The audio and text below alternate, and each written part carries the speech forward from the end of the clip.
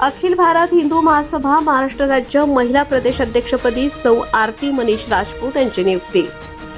अखिल भारत हिंदू महासभा समाजसेविका सौ आरती राजपूत सामाजिक क्षेत्रात ठाणे जिल्हा तसेच महाराष्ट्र राज्यामधील उत्कृष्ट समाजकार्य अशी ओळख असलेल्या महिला असून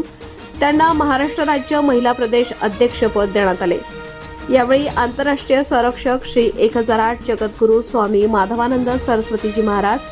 आंतरराष्ट्रीय अध्यक्ष श्री योगेंद्र वर्माजी, आंतरराष्ट्रीय उपाध्यक्ष कुमार वैभवराज शिवाजी रौंदळजी, आंतरराष्ट्रीय सचिव सौ साक्षी योगेंद्र वर्माजी, महामंत्री आचार्य अजय कृष्ण शास्त्री, राष्ट्रीय धर्म प्रचारक योगी दादानाथजी गुरु सुखनाथजी, योगी महंत शिवनाथजी महाराज, बालयोगी ऋषिकेशनाथजी महाराज, प्रकाशनाथजी महाराज, योगी शीतलनाथजी, योगी सुंदरनाथजी, महंत सच्चिदानंद सरस्वती श्री महाराज, महंत योगानंद सरस्वतीजी, महंत किशोरनंद सरस्वतीजी महाराज,